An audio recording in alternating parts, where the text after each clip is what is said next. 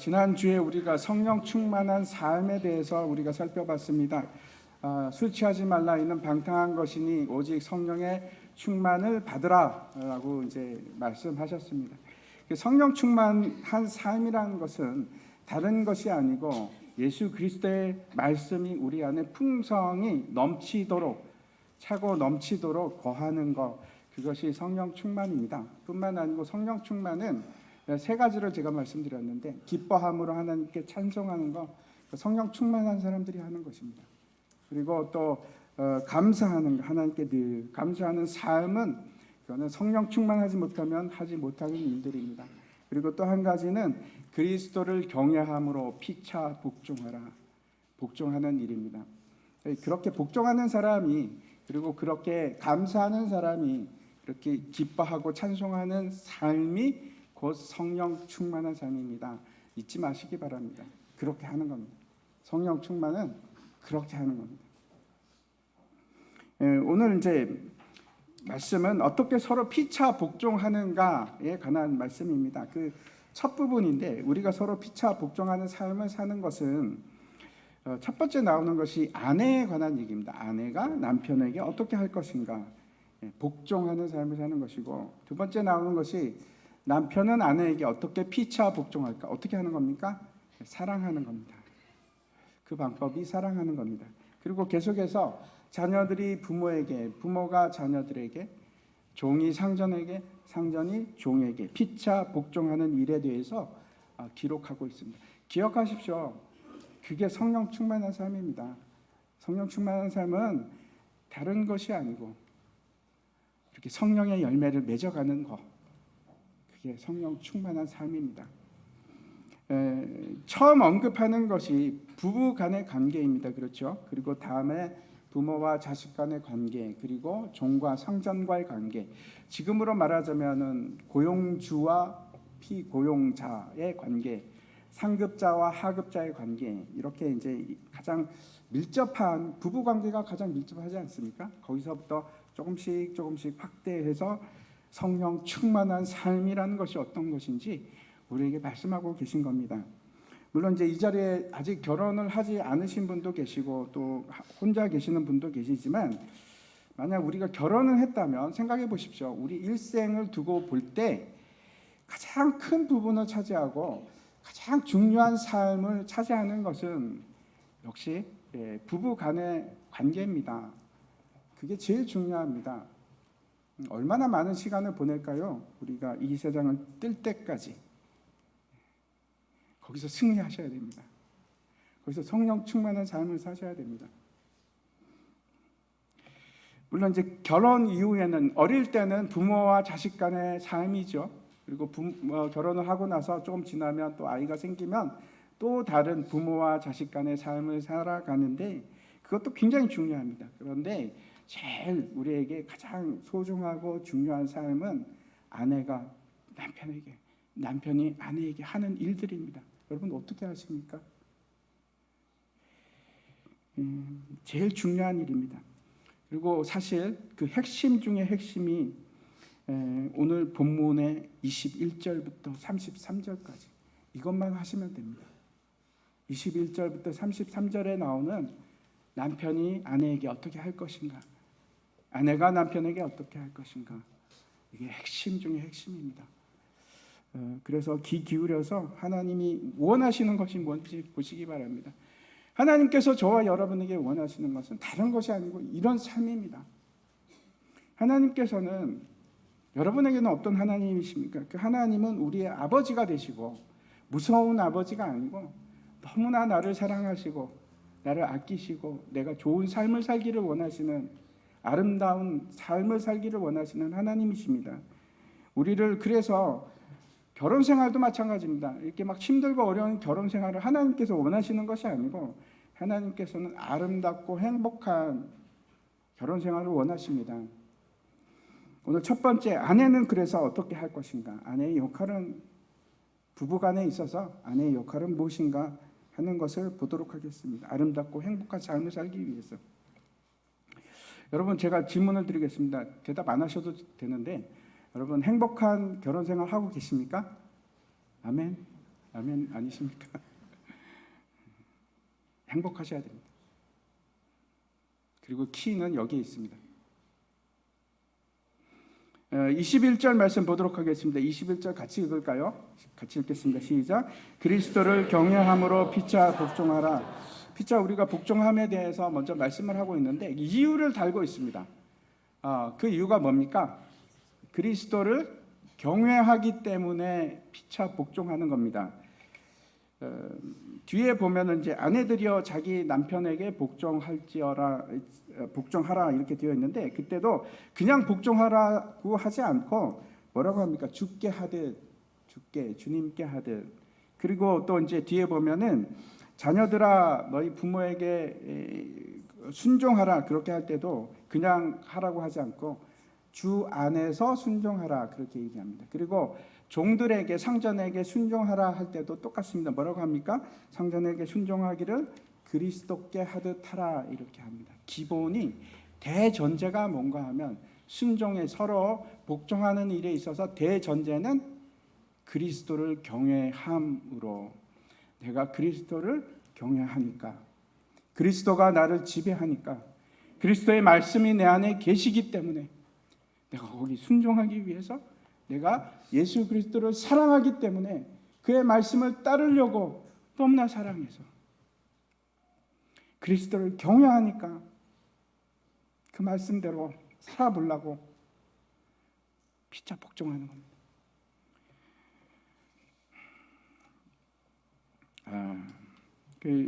우리가 예수 그리스도를 사랑하는 사람이기 때문에 복종하는 것이고 기억하십시오. 그게 성령 충만한 삶입니다. 여러분 지금까지 성령 충만한 게 어떤 거라고 생각하셨습니까? 성령이 막 불같이 나한테 임해갖고 그것도 맞습니다. 그것도 맞는데 성령 충만한 삶은 이런 삶을 사는 겁니다. 그런데 이제 우리가 함께 생각할 것은 그리스도를 경외함으로 도대체 예수 그리스도께서는 어떤 삶을 사셨기 때문에 우리가 그의 삶을 경외함으로 그리스도를 경외함으로 우리가 복종해야 될까? 한번 보도록 하겠습니다. 먼저 누가복음 2장 15절입니다. 제가 읽어보겠습니다. 예수께서 함께 내려가사 나사렛에 이르러 순종하여 받드시더라. 이 말씀은 언제인가 하면 예수님께서 굉장히 나이가 어릴 때입니다. 어릴 때 이제 부모 요셉과 마리아와 함께 예루살렘에 올라갔습니다. 절기 때문에. 절기 때는 막 민족이 대이동을 합니다. 몇백만 명이 움직입니다. 우리나라 추석, 설날 이런 거는 비교할 바도 아닙니다. 모든 남자들은 다 성전에 올라가야 되기 때문에 그렇습니다. 그래서 그 수많은 사람들이 막 이동을 하는 가운데 가다 보니까 예수가 없는 겁니다. 마리아가 그걸 발견했습니다. 그래서 얼마나 놀랐겠습니까? 그 사람이 인파가 많은 곳에서. 그래서 막 찾으러 다닙니다. 결국 찾았는데 어디서 찾았습니까? 성전 안에서 찾았습니다. 성전 안에서 예수님께서 랍비들하고 대답하고 질문하고 논쟁을 벌리는 것을 봅니다. 그래서 막 화를 내죠. 꾸짖죠. 마리아가 예수님을 불러놓고 야, 내가 너를 얼마나 찾은 줄 아니? 너 도대체 왜 여기 있는 거야? 내가 얼마나 근심을 했는지 아니? 그랬더니 예수님께서 뭐라고 하시는가 하면 내가 내 아버지 집에 있어야 될 줄을 알지 못하였나이까 그렇게 얘기합니다. 그리고 나서 저 구절이 나옵니다. 그리고 나서 삐쳐서 그냥 집에 간 게 아니고 예수께서 함께 부모와 함께 고향으로 가셔서 뭐라고 합니까? 순종하여 받들더라. 예수님께서는 하나님이십니다. 근데 그 하나님이 그 부모에게 순종하여 받들더라. 복종했다는 뜻입니다. 그렇게 삶을 사셨습니다. 우리 예수님께서. 뿐만 아니고 마가복음 10장 말씀 한번 보겠습니다. 이거 같이 읽겠습니다. 같이 읽겠습니다. 인자가 온 것은 섬김을 받으려 함이 아니라 도리어 섬기려 하고 자기 목숨을 많은 사람의 대속물로 주려 함이니라. 예수님께서 이 땅에 오신 사역 자체가 그 목적이 뭔가 하면 사람들을 섬기려고, 저와 여러분을 섬기려고 이 땅에 오셨습니다. 수많은 사람들을 섬기기 위해서. 그것이 목적입니다. 그리고 예수님께서는 스승으로 그 제자들에게 어떻게 하셨는가 하면 발을 씻기셨습니다. 발을 씻긴다는 것은 종이나 하는 겁니다. 노예들이나 하는 것인데 그걸 예수님께서 그 제자들의 발을 씻기셨습니다.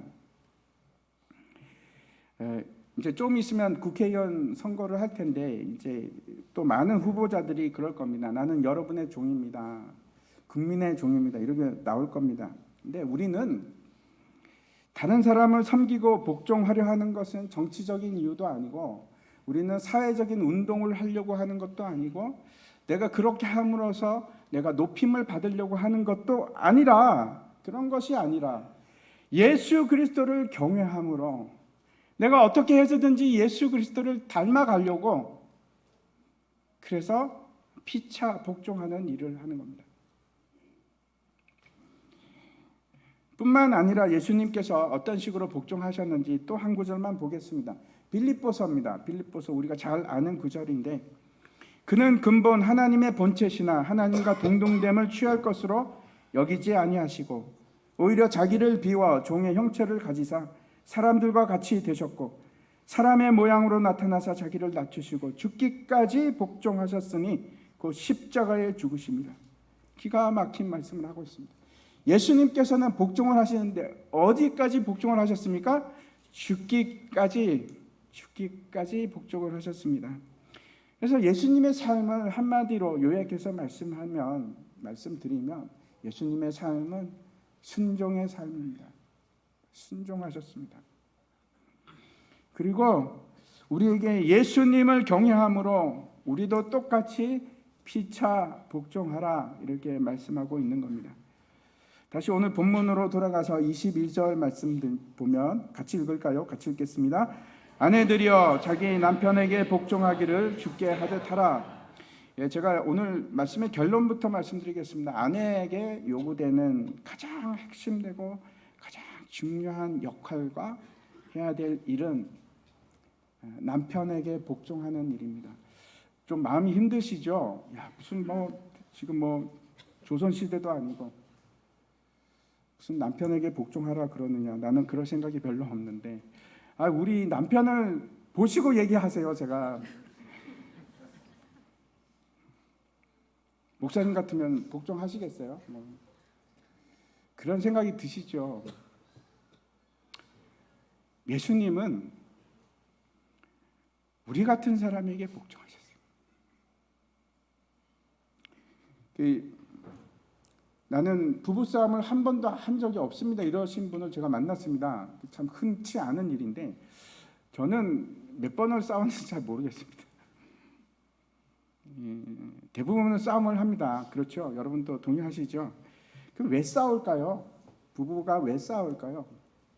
근본적인 이유는 서로 피차 복종할 마음이 없어서 그렇습니다. 복종하고 싶지가 않아서. 그래서 싸웁니다. 보통 싸움을 하면 특별히 결혼 초기에 결혼이라는 게 어떤 건지 배워가고 있을 때, 그때 싸우면 또 어떤 일을 합니까? 말을 서로 안 합니다. 말을 하기가 싫어서도 안 하고, 또 내가 화났다는 것을 보여주기 위해서, 데몬스트레이션을 하기 위해서 또 말을 안 하기도 하고. 여러분도 그런 경험이 있으시죠? 시간이 지나면 그런 일은 줄어들겠지만 처음에는 아마 여러분도 그런 경험이 있었으리라고 생각을 합니다. 한 부부가 있었는데 싸움을 했습니다. 그래서 화가 나서 4일 동안 말을 안 했습니다. 말을 안 하면 불편하지 않습니까? 그래서 서로 의사 교환은 해야 되니까 어떤 식으로 하는가 하면 쪽지에다가 적어서 이렇게 주는 겁니다.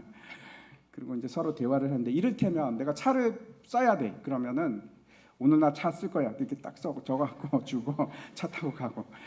그런 식으로 4일을 버텼는데 5일째가 지금 난감한 겁니다. 왜냐하면 5일째 새벽에 출장을 가야 되는데 비행기표가 새벽입니다. 그래서 새벽에 5시에 일어나서 가야 되는데 도저히 일어날 자신이 없는 겁니다. 그래서 아내에게 쪽지를 썼습니다. 나 5시에 비행기 타야 되니까 깨워줘. 그리고 아내가 보는 옆에다가 쪽지를 뒀습니다. 그리고 자는데 일어났는데 너무 몸이 개운한 겁니다.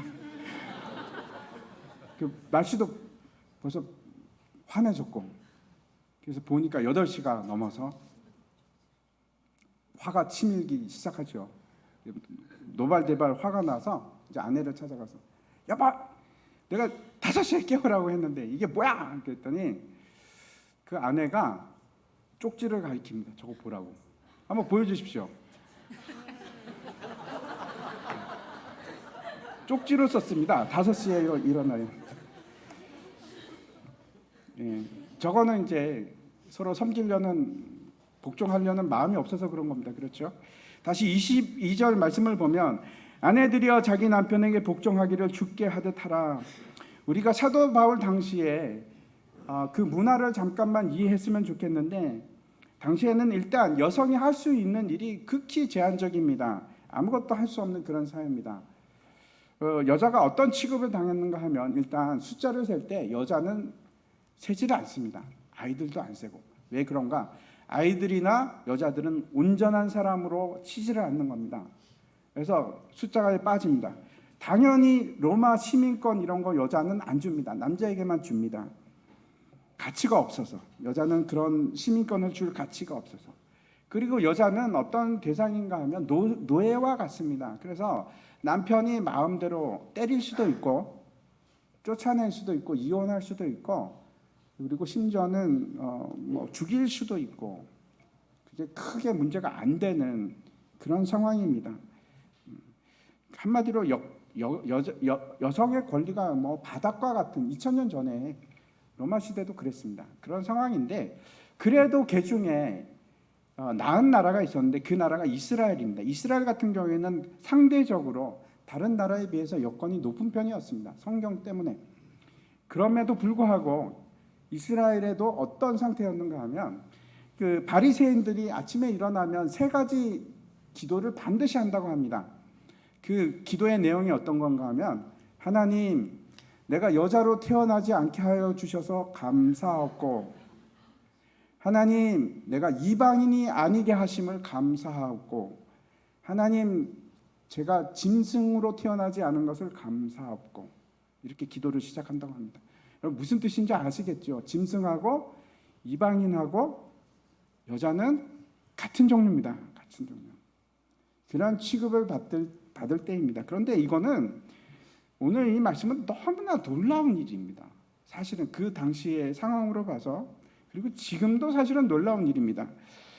제가 당시 일반적인 상황을 이야기해서 하나 더 말씀을 드리면, 그 에베소에 대한 편지인데, 에베소뿐만 아니고 그 당시 초기 기독교 사회에 있어서 복음을 받아들이는 사람들 중에 많은 사람들이 여자들이었습니다. 그리고 그 여자들은 그러면 남편들과 같이 등록을 했는가? 교회에 등록하듯이 교인이 됐는가? 아니요, 그렇지 않습니다. 남편은 여전히 믿지 않는 사람으로 여자들만 교회에 나오는 사람들이 많았습니다. 얼마나 핍박을 했을까요? 그 당시에 심지어는 사자굴에다가 집어넣고 그러던 시절인데, 남편들이 얼마나 그 핍박을 했겠습니까? 때릴 수도 있고 이혼할 수도 있고 그런 문화입니다. 그런 가운데 사람들이 이제 예수를 믿고, 이런 여자들이 이런 생각을 하는 겁니다. 그래, 내가 예수를 믿고 진리도 알았는데 저런 짐승 같은 남자랑 이제 못 살아. 내가 왜 살아야지? 그냥 나는 혼자 살래 라고 할 수도 있는데, 근데 사도 바울이, 성경이 이렇게 얘기하는 겁니다. 뭐라고 합니까? 남편에게 복종하기를 주께 하듯 하라. 우리하고 상황이 굉장히 많이 틀린 상황입니다. 우리는 훨씬 더 나은 상황이고, 당시에는 그런 핍박을 받을 수도 있는 상황 중에서도 성경이 말씀하시는 것은 뭐라고 하냐면, 남편에게 복종하듯, 남편에게 복종하기를 주께 하듯 하라. 그렇게 말씀하시는 겁니다. 그렇다면 이제 오늘 제가 3가지를 알아보려고 합니다. 말씀을 드리려고 하는데, 첫 번째, 이 복종의 의미라는 것은 무엇인가? 두 번째는 우리가 이 복종에 대해서 잘못 이해할 수 있는 것은 뭔가? 세 번째는 복종을 해야 되는 이유는 도대체 뭔가? 우리의 동기, 왜 복종을 해야 되는가? 그 3가지를 제가 말씀드리겠습니다. 첫 번째는 복종의 의미가 뭔가 하는 것을 볼 텐데, 복종을 하는 데 있어서 아내들에게 뭐라고 하는가 하면, 자기 남편에게 복종하라 이렇게 말씀합니다. 다른 남자에게도 복종하라 그렇지 않고요. 길에 가는 남자에게 복종하라, 남자니까 복종하라가 아닙니다. 세상 사람들은 그렇게 얘기할 수 있습니다. 그런데 성경에서는 아내들아, 네 남편이니까 복종하라. 너의 남편이기 때문에 복종하라. 그렇게 말씀하고 있습니다. 남편에게 복종하기를 주께 하되 타라. 그리고 마지막에는 자기 남편에게 복종하라. 계속해서 복종이라는 말이 나오는데, 이 복종이라는 말이 무슨 뜻인가 하면, 뒤에 이제 참고적으로 말씀을 드리면, 자녀들아 너희 부모에게는 복종하라 그러지 않고요, 뭐라고 합니까? 순종하라 그렇게 얘기합니다. 그리고 종들아 너희 상전에게 뭐라고 합니까? 순종하라, 복종하라고 하지 않습니다. 그래서 복종하는 거하고 순종하는 거는 우리 말로는 거의 비슷한 뜻인데 전혀 다른 의미를 가지고 있습니다. 그러면 이 복종하다 하는 것이 무슨 뜻인가 하면 이런 겁니다. 나를 낮추어서 그 아래로 들어가는 것, 무릎을 꿇는 것을 말하는데 아주 중요한 개념이 있습니다. 그냥 무릎을 꿇는 게 아니고 강압적으로 꿇는 것이 아니라 내 의지로, 내가 원해서 하는 겁니다. 그게 다릅니다. 그게 복종입니다. 그래서 복종시킨다 하는 것은 어떤 거하고 다른가 하면, 내가 내 아내를 복종시킨다 하는 거는, 만약에 그런다면, 그런 말을 쓴다면 내 아내를 아이들처럼 취급하는 것이 아닙니다. 내 아내를 노예나 종처럼 그러게 여기는 것이 아닙니다. 그런 것이 아니고 기본 전제가 뭐냐면, 복종은 저 사람과 나는 동등하답니다. 동등하다. 다르지가 않다로부터 시작합니다. 그게 복종입니다. 같은 계급입니다. 대표적으로 이제 그 로마 시대 때 많이 쓰는 이 단어이기도 한데, 그때는 어떤 식으로 쓰는가 하면 군대에서 쓰는 겁니다. 근데 로마 군인들은 다 로마 시민권자입니다. 같은 시민권자들 중에서 그 중에 지휘관이 있는 겁니다. 그러면 지휘관 밑에 있는 군사들은 그 지휘관은 어떻게 하는가 하면 복종하는 겁니다. 그 영향력과 그 지배하에 내가 순종해서 들어가는 겁니다. 내 권리를 낮추고 내가 인정하고 내가 내 스스로 나의 의지로 밑으로 들어가는 것, 그게 복종입니다. 둘 다 시민권자인데 그런 걸 얘기합니다. 그래서 복종하다 하는 정확한 뜻을 말씀드리면, 거기는 행동만 들어가는 것이 아니고 반드시 뭐가 수반돼야 되냐면, 복종은 태도가 포함이 됩니다. 이를테면 성경에서 복종하라고 그랬으니까 우리 남편 미워 죽겠는데 나 그냥 참을래 하면 그거는 복종일까요, 아닐까요? 복종이 아닙니다. 태도가 중요합니다. 내가 낮아져서 내 남편을 높이기 위해서, 그래, 나를 낮춥니다. 그러고 들어가는 게 그게 복종입니다. 그냥 말만 듣는다고 해서 복종, 그거는 순종이라고 해요. 순종. 말을 듣는 것을 얘기합니다. 기억하십시오. 복종은 행위뿐만 아니고 태도가 중요합니다. 그래서 성경에서 이 단어들이 어떻게 쓰이고 있는가를 한번 보려고 하는데, 첫 번째는 제가 앞에서 말씀드렸듯이 예수님께서 그 부모에게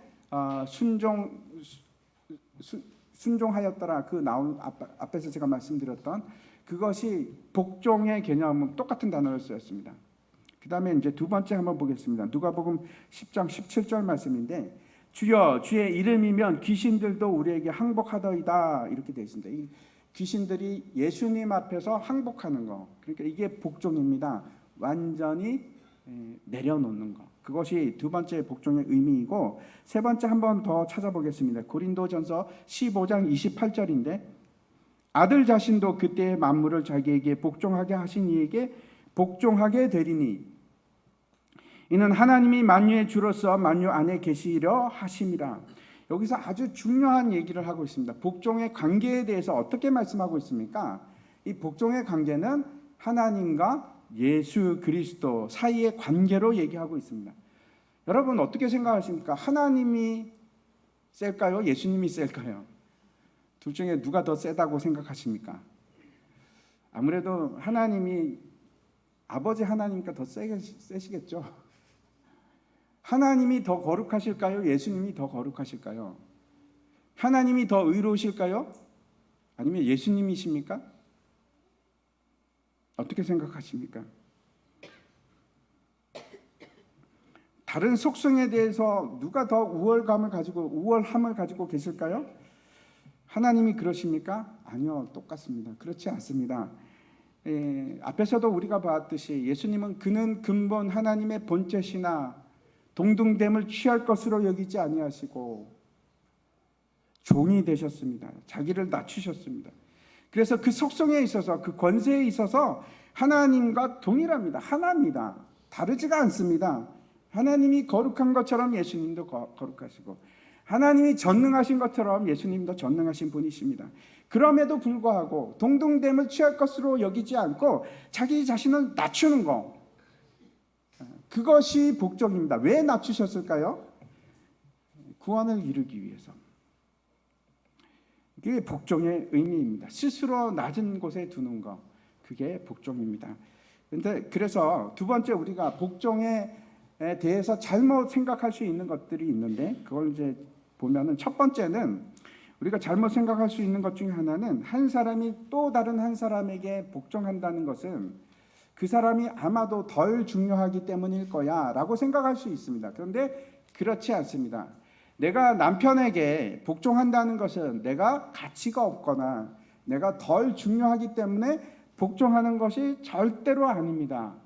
동등합니다. 성경은 언제나 그걸 말씀하고 있습니다. 우리는 동등합니다. 그렇지만 우리는 내 자신을 낮추는 겁니다. 앞에서 말씀드린 대로 성부 하나님께, 성자 하나님께서 복종하셨고, 성령 하나님께서 성자 하나님께 복종하셨습니다. 왜 그랬습니까? 성부, 성자, 성령 하나님은 다 동등한 하나님이시고 영원한 하나님이십니다. 한 하나님이십니다. 그러나 그 역할에 있어서는 다릅니다. 하시는 일이 다릅니다. 예수님께서 낮아지심으로 구원 사역을 이룰 수가 있는 겁니다. 예수님께서 낮아지지 않으시면은 십자가를 질 수가 없는 겁니다. 그래서 스스로를 낮추신 겁니다. 동등됨을 취하지 않으신 겁니다. 남편과 아내도 마찬가지입니다. 어느 한쪽이 덜하거나 더하지 않습니다. 우월하지 않습니다. 그런데 그 역할이 다릅니다. 남자들은 태어날 때부터 근육이 여자보다 많습니다. 그래서 힘이 세서 남자들은 그 역할이 여자를 보호하는 데 있습니다. 그렇죠. 보통은 그렇습니다. 그래서 길을 갈 때도 여자보다 앞서 가는 것이, 그렇죠, 보호하기 위해서 그렇게 합니다. 또는 때로는 이제 그렇지 않은 경우도 있지만, 예를 들어서 대부분의 남자들은 여자들보다 멀리 보는 능력이 강합니다. 그렇지만 가까이 있는 건 잘 못 봅니다. 아무리 찾아도 양말이 어디 있는지 못 찾습니다, 남자들은. 근데 여자분들은 금방 찾습니다. 어떻게 그렇게 잘 찾는지 그냥 보면은 압니다. 다 세밀하고 세세하게 가까운 것을 잘 볼 수 있는 역할을 아내들이 가졌고, 남자들은 멀리 보는 그 역할을 합니다. 또 다른 예를 말씀드리면은, 축구팀이 있으면은 축구팀에서 먼저 해야 될 게 주장을 뽑는 겁니다. 그러면 여러분 생각해 보십시오. 주장을 누가 합니까? 실력 순으로 합니까? 그렇지 않습니다. 연봉 순으로 합니까? 그렇게 하지 않습니다. 일반적으로 질서에 따라서 주장을 뽑습니다. 주장이 반드시 다른 선수들보다 능력이 뛰어나다? 그렇지 않습니다. 때로는 리더십에 있어서 여자가 남자보다 훨씬 더 우월할 수 있습니다. 좋을 수 있습니다. 남자는 리더십이 없는데 여자는 기가 막힌 리더십을 가지고 있을 수 있습니다. 그래서 여자가 수상도 하고 여자가 대통령도 할 수 있습니다. 그런데 가정으로 돌아오면 남자에게 복종하셔야 돼요. 그거하고 다른 얘기입니다. 전혀 다른 얘기입니다. 왜 그렇게 복종해야 됩니까? 남편을 세우기 위해서 그런 겁니다. 제가 이제 청년들 결혼하기 전에 결혼 전 교육을 하는데 제가 꼭 물어보는 게 있습니다. 제가 여러분에게도 한번 물어보겠습니다. 남자분들에게 제가 묻겠습니다. 아내들이, 여자들이 가장 좋아하는 말이 뭘까요? 듣고 싶어하는 말. 그렇게 오래 사셨는데 아직도 모르십니까? 정말로 듣고 싶어하고 또 듣고 싶어하고 또 듣고 싶어하는 말이 있습니다. 여보 사랑해. 아시죠? 아셨는데 모른 척 하신 거죠? 여자는 결혼 처음부터 마지막에 돌아가실 때까지 사랑받기를 원하십니다. 제가 여자분들한테 묻겠습니다. 남편이 가장 듣기 좋아하는 원하는 말이 뭘까요? 아직 모르세요? 아시죠? 남편이 제일 원하는 말은 여보 존경해 하는 말입니다. 사실 남자들은 여보 사랑해 이런 거 별로 안 들어도 되고 안 들어도 상관없습니다. 근데 남편에게 여보 존경해 그러면 그날 밤 남편은 너무 기분이 좋아서 잠을 못 잘 수도 있습니다. 남자는 자기를 인정해 주는 사람을 위해서 목숨을 겁니다. 근데 여자는 자기를 사랑하는 사람을 위해서 목숨을 버릴 수가 있습니다. 근데 제 말이 아니고 성경에서 그렇게 얘기합니다. 33절 한번 보십시오. 같이 읽겠습니다. 시작. 그러나 너희도 각각 자기의 아내 사랑하기를 자신같이 하고 아내도 자기 남편을 존경하라. 하나님께서 그렇게 만드셨습니다. 그래서 서로 피차 복종하는 데 있어서 남자가 하는 방법하고 여자가 하는 방법이 다릅니다. 여자는 어떻게 해야 됩니까? 남자한테 복종하는 거 진짜로 밑으로 들어가는 겁니다. 높여주는 거예요. 남자는 어떻게 해야 됩니까? 어떻게 하는 게 복종하는 겁니까? 사랑해 주는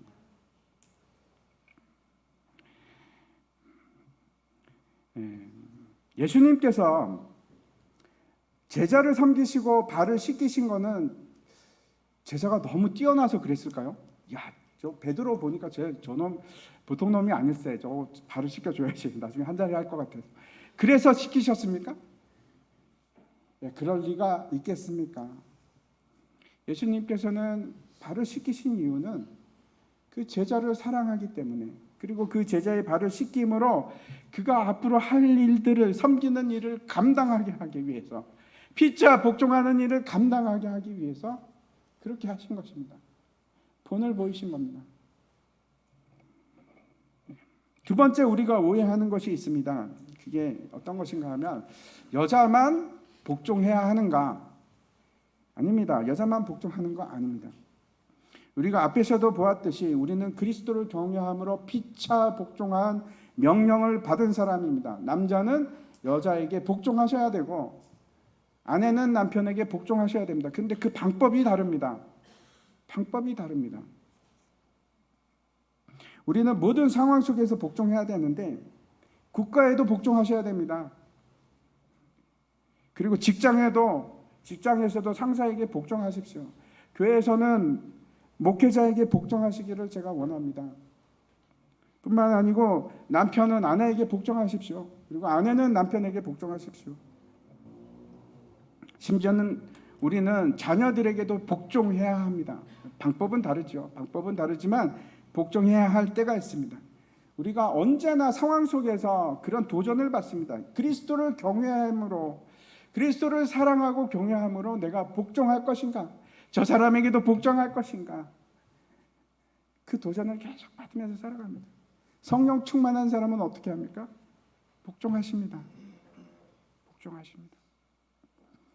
세 번째 오해하기 쉬운 것은 뭔가 하면, 그래서 우리는 복종하기 위해서 내 의견도 말하지 않아야 되는 건가? 표현하면 안 되는가? 아니요, 그렇지 않습니다. 남편은 아내 사랑하기를 그리스도께서 그 교회를 사랑하신 것 같이, 죽으심으로 그 교회를 사랑한 것 같이 그렇게 사랑하셔야 됩니다. 그게 방법입니다. 그래서 아내의 의견을 존중하고 아내에게 복종하는 일을 똑같이 하는 겁니다. 의견을 무시하시면 안 됩니다. 존중해 주셔야 됩니다. 다시 말씀드립니다. 남편과 아내 사이는 서로 존중하는 관계입니다. 그게 복종이라는 것의 대전제입니다. 복종이라는 것은 아무 말도 없이 그냥 명하면 그냥 따르고 그런 걸 의미하지 않습니다. 제 아내에게 있어서 제가 참 감사한 것은, 물론 이제 의견이 많이 틀릴 때도 있습니다. 그런데 참 감사한 거는 큰 의견, 아주 중요한 거는 단 한 번도 저의 의견을 안 따른 적이 없습니다. 이걸 기억하고 그런 것 같습니다. 이 말씀을 기억하고 참 감사합니다. 언제나 제 의견을 따라 주었습니다. 그러면 이런 건 어떨까요? 남편이 만약에 진리에 벗어난 결정을 하려고 하고 거기에 순복하기를 원한다면 여러분 어떻게 하시겠습니까? 만약에 남편이 양심에서 벗어난 일을 나에게 시킨다면, 그걸 하기를 원한다면 그래도 복종하셔야 됩니까? 여러분 어떻게 생각하십니까? 예를 들어서 남편이 당신 말이야 이제 다음 주부터 절대로 교회 가지 마. 그러면 어떻게 하시겠습니까? 그래도 따라야 합니까? 아니요, 그렇지 않습니다. 그게 있습니다. 질서가 있습니다. 처음에 남편의 머리는 누굽니까? 그리스도. 그리스도의 머리는 하나님. 그래서 제일 처음 그리스도를 경외함으로 21절에 나오죠.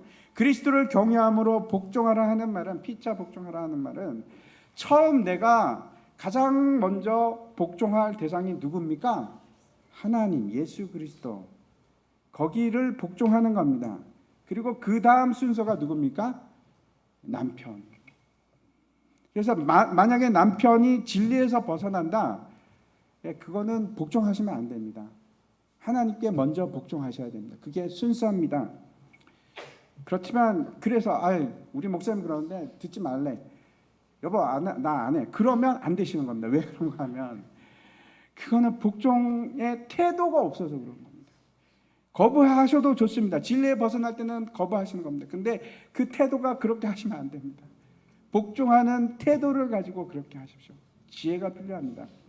제가 이런 얘기를 들었습니다. 남편이 술을 많이 좋아하는데, 근데 이제 문제는 술만 먹으면 폭력적으로 변합니다. 그래서 욕도 하고 화도 내고 막 심지어는 진짜 폭력도 하고. 그래서 남편이 술을 먹고 들어오면은 순식간에 그 집이 공포 분위기로 바뀌는 겁니다. 아이들도 막 문 닫고 들어가서 안 나오고, 아내도 들어가서 안 나오고. 그런데 어느 날 그 아내가 은혜를 받았습니다. 은혜를 받고 갑자기 남편이 불쌍하기 시작한 겁니다. 참 불쌍한 인생이다. 그러고 나서 어떻게 했는가 하면 이 아내가 남편이 돌아오기 전에 찌개를 끓여서 안주감을 만들고 술을 사다가 이제 술상을 차렸습니다. 그래가지고 남편이 들어오기를 기다리는데 남편이 들어오서 이제 여보 오셨어요. 그러니까 벌써 남편이 놀랍니다. 그런 적이 없었으니까 반응이 깜짝 놀라고 이게 뭐지? 경계하기 시작하는데 아내가 제가 여태까지 당신한테 한 번도 술 그렇게 좋아하는데 내가 차려준 적도 없어서 한번 차려봤어요. 한번 드세요. 그랬더니 남편이 이제는 두려워하기 시작합니다. 그래서 그렇게 진심으로 남편을 대하기 시작하니까 남편이 변하기 시작했답니다. 남편이 변합니다. 다시 본론으로 들어가서 세 번째, 왜 우리가 남편에게 복종해야 되는가? 복종의 이유가 뭔가? 단지 하나님께서 그렇게 명하셨기 때문에 내가 순종해야 되는 건가? 성경에는 절대로 그런 식으로 말씀하지 않습니다. 항상 우리에게 자세히 아주 이해하기 쉽게 그렇게 설명하십니다. 뭐라고 하는가 하면 23절과 24절 같이 한번 읽겠습니다. 같이 읽겠습니다. 시작. 이는 남편이 아내의 머리됨이 그리스도께서 교회의 머리됨과 같음이니 그가 바로 몸의 구주시니라. 그러나 교회가 그리스도에게 하듯 아내들도 범사에 자기 남편에게 복종할지니라. 아멘. 아내가 남편에게 복종해야 될 첫 번째 이유는 어떤 건가 하면 창조의 질서 때문에 그렇습니다. 하나님께서 아담을 먼저 만드시고 그리고 아담의 갈비뼈를 통해서 그 아내를 만들었습니다. 두 가지 아주 중요한 사실이 있는데 하나는 질서가 있습니다.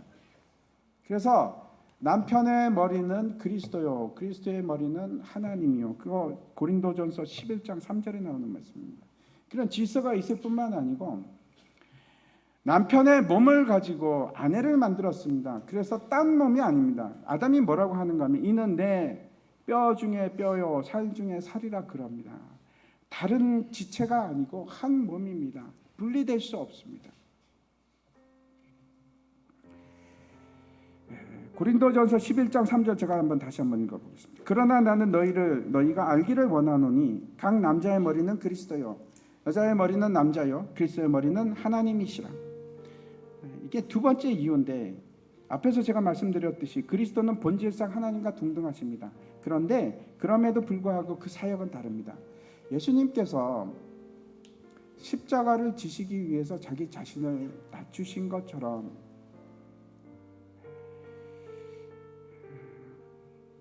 교회는 예수 그리스도의 그 구원 사역을 이루기 위해서 핏값으로 사신 신부입니다. 그게 교회입니다. 무슨 말씀을 드리는가 하면, 만약에 머리가 지시를 했는데 그 몸이 못 알아듣거나 가운데 신경이 끊겼거나 아니면은 내가 싫어서 응답을 하지 않으면 뭐가 됩니까? 그건 마비라고 합니다. 내성마비라고 할까요? 뭐라고 할까요? 아니면 중풍입니다. 환자입니다.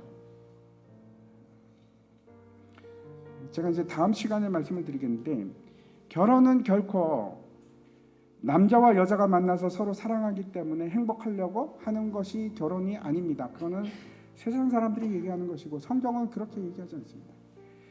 서로의 필요에 따라서 행복해지기 위해서, 아니면 자녀를 생산하기 위해서 결혼을 하셨습니까? 그게 아니고 결혼에는 너무나 분명한 아주 중요한 목적이 있습니다. 그걸 사도 바울은 뭐라고 하는가 하면, 이 비밀이 크도다 뒤에서 그렇게 말씀하시는데, 결혼은 우리의 행복이나 즐거움 때문이 아니라 결혼은 복음을 성취하기 위해서. 내가 왜 남편에게 복종해야 되는가? 그 복음을 이루기 위해서, 내 남편을 구원하기 위해서, 내 남편이 거룩해지게 하기 위해서 나부터 복종하는 겁니다. 하나님께서 그것을 우리가 결혼하는 그 이유로, 목적으로 두신 겁니다. 그래서 교회는 그리스도와 그리스도의 몸이고 그리스도는 교회의 머리 되니, 우리가 남자와 여자가 만나서 결혼한 거하고 다르지 않습니다. 목적은 하나입니다. 하나님의 그 거룩한 뜻을 이루시기 위해서.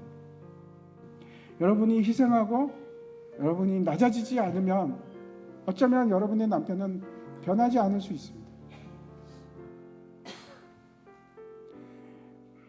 그게 힘들고 어려운 일인 거 잘 압니다.